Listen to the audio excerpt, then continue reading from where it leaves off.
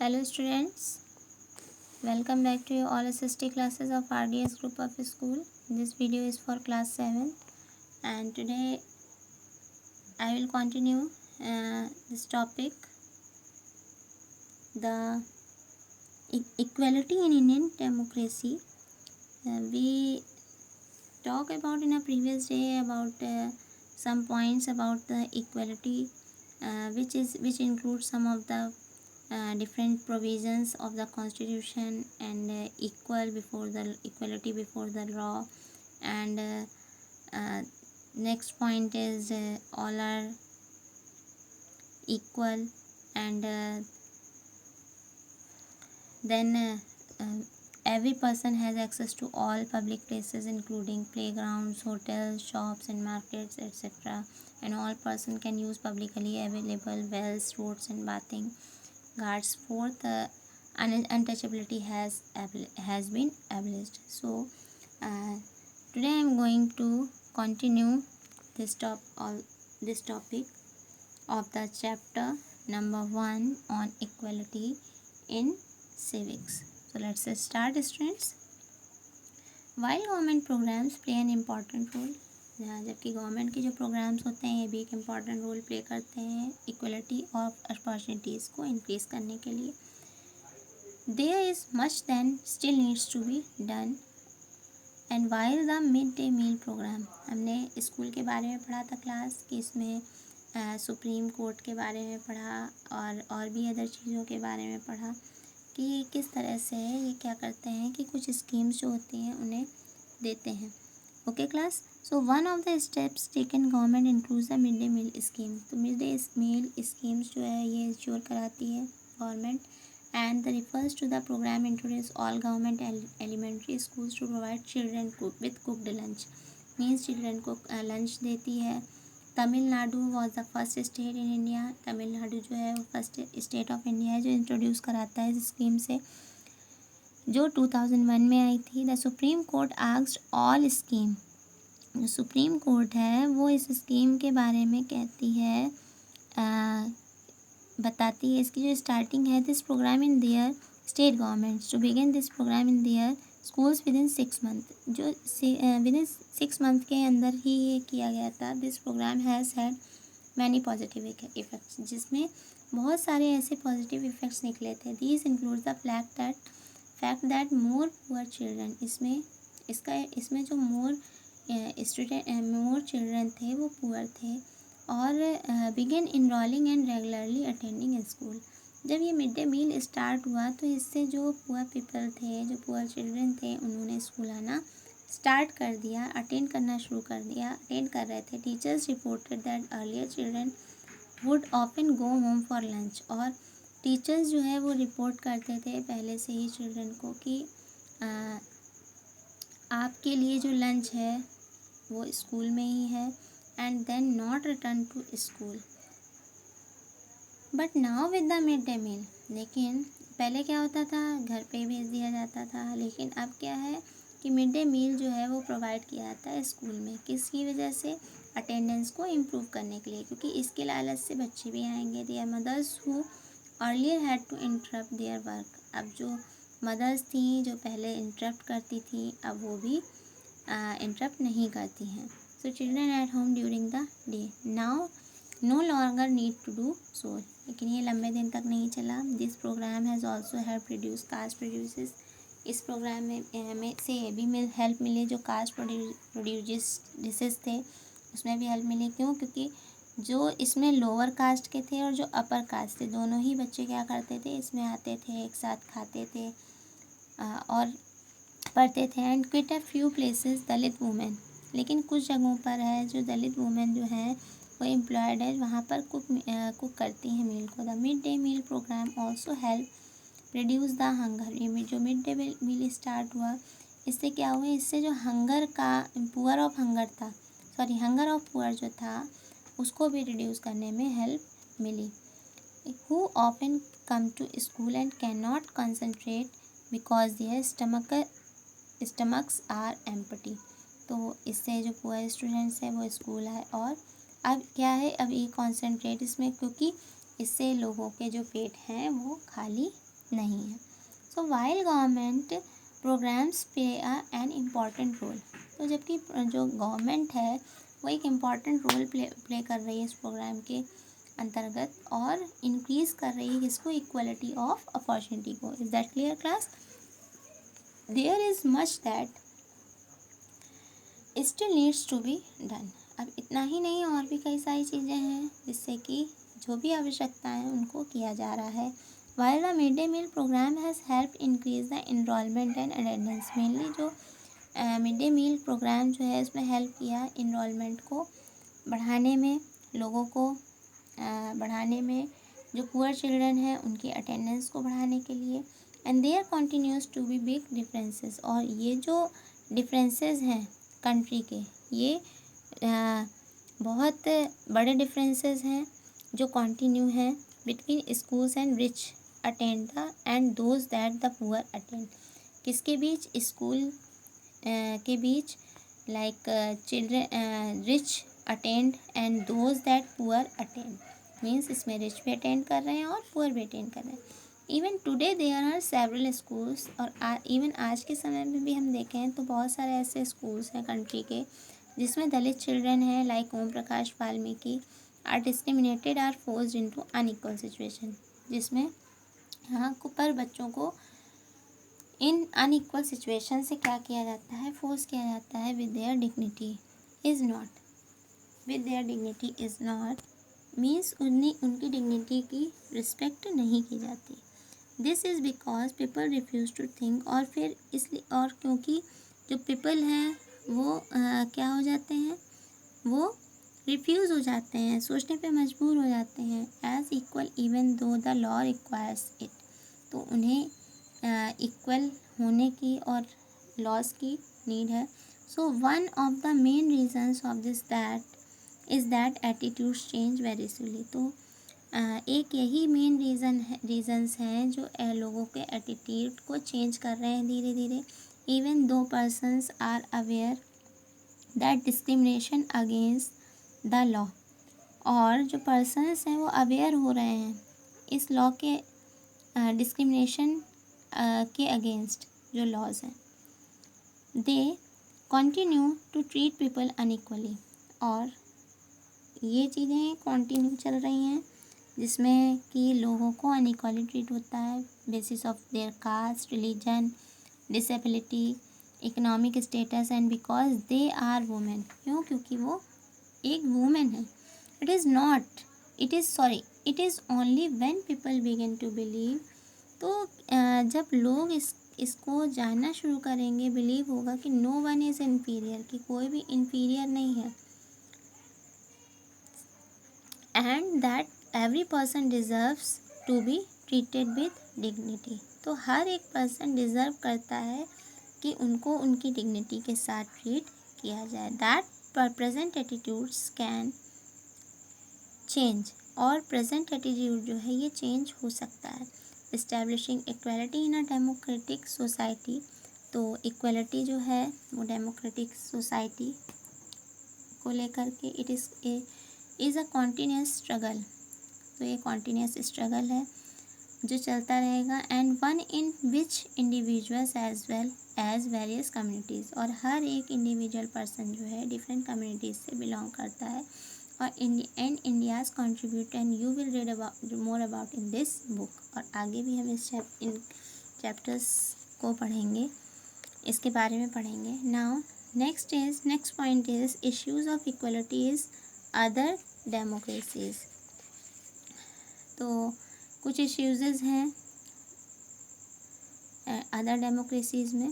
So you are probably wondering whether India is only democratic country in which there is inequality and where the struggle for equality continues to exist, तो आप जानकर ये बहुत आश्चर्य में आएंगे कि जो इंडिया है सिर्फ यही एक डेमोक्रेटिक कंट्री है जहाँ पर इनइक्वालिटी और स्ट्रगल जो है ये कॉन्टीन्यूसली एग्जिस्ट हो रही है।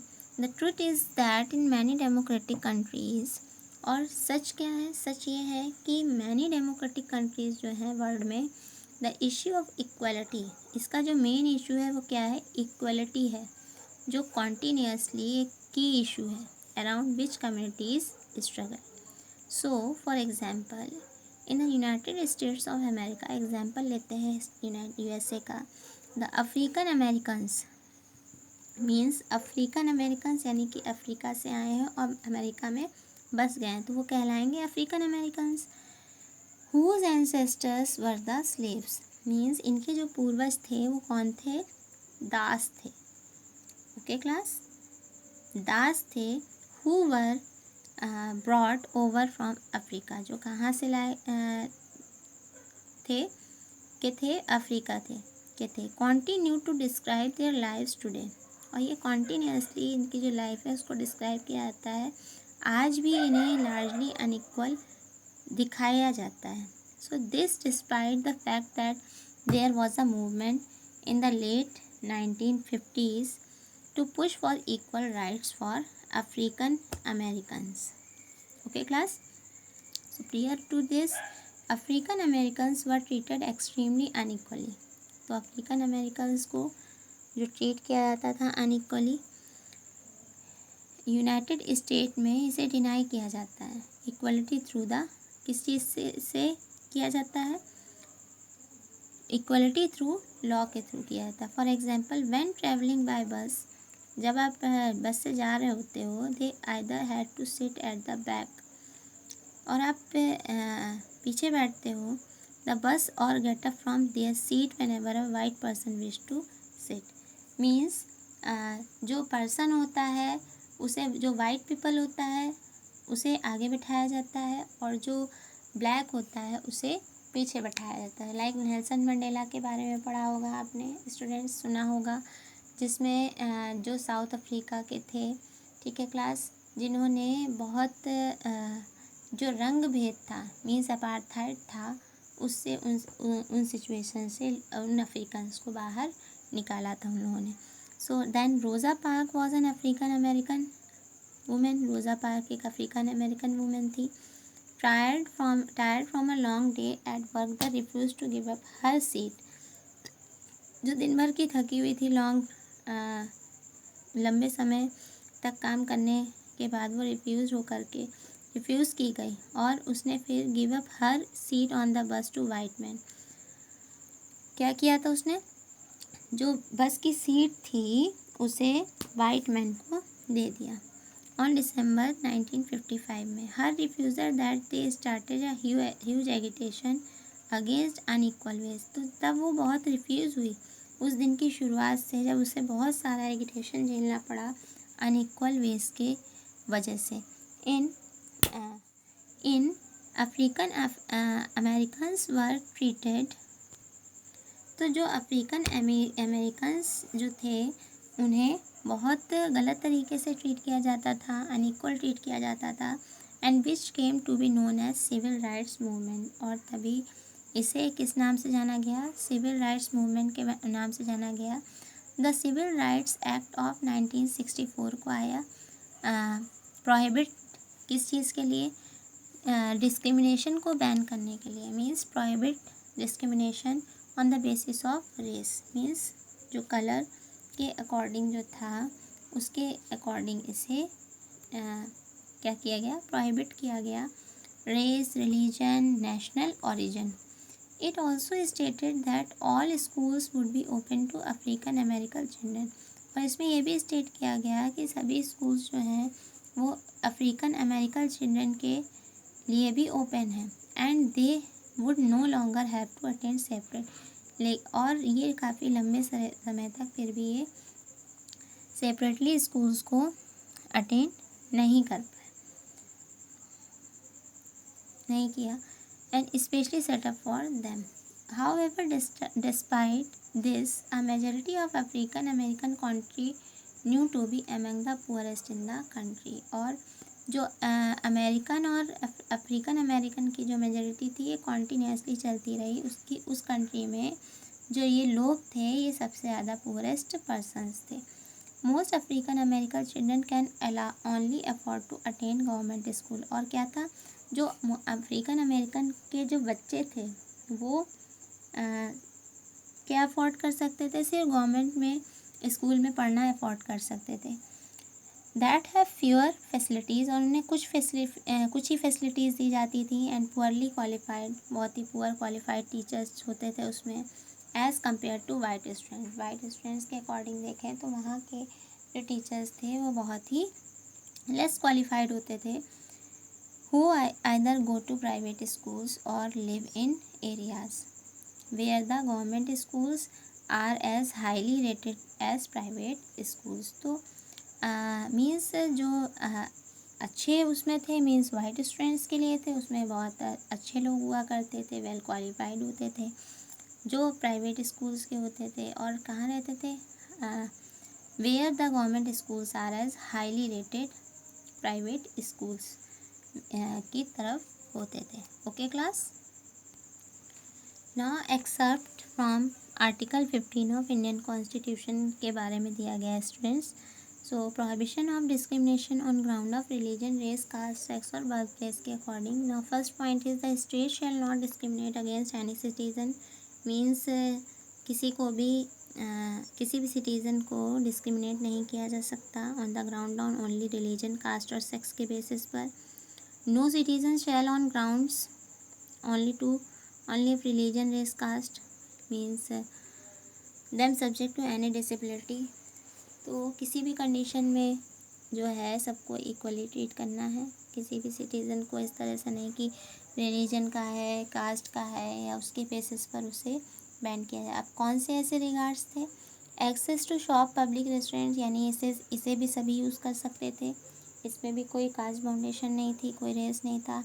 और the use of wells, tanks, जो वेल्स थे, टैंक्स थे, उनको भी यूज़ कर सकते थे। And public resort maintain wholly and partly out of state funds of dedicated to the use of general public. Now last topic is of this chapter is the challenge of democracy। So what are the challenges, students? No country can be described as being completely, अगर कोई भी country describe नहीं की जा सकती कि completely वो democratic है। There are always communities and individuals trying to expand the idea of democracy. तो हमेशा ये जो कम्युनिटीज़ हैं, इंडिविजुअल कम्युनिटीज़ हैं, ये ट्राई करती हैं इस डेमोक्रेसी के आइडियाज़ को और पुश करती हैं ग्रेटर रिकग्निशन के साथ जो इक्वलिटी को लेकर के हैं on existing as well as new issues के साथ। सेंट्रल ऑफ दिस, तो ये एक चैलेंज है। Central to this is the struggle for the recognition, और ये जो सेंट्रल है यानी कि मेन केंद्र पार्ट है, यानी कि जो मेन पार्ट है उससे रिकग्नाइज़ कराया जाता है सभी पर्सन्स को as a equal for their dignity to be maintain, और डिग्निटी को मेंटेन करने के लिए भी। In this book you will read about how this issue of equality affects various aspect. आप इस बुक में आगे भी पढ़ेंगे कि कैसे डिफरेंट इश्यूज़ जो हैं इक्वलिटी अफेक्ट करती है वेरियस एस्पेक्ट के साथ आवर डेली लाइफ्स में, हमारी डेली लाइफ्स में इस डेमोक्रेटिक इंडिया में। And as you read these chapters, think about whether the equality of all persons and their being able to maintain their dignity is upheld।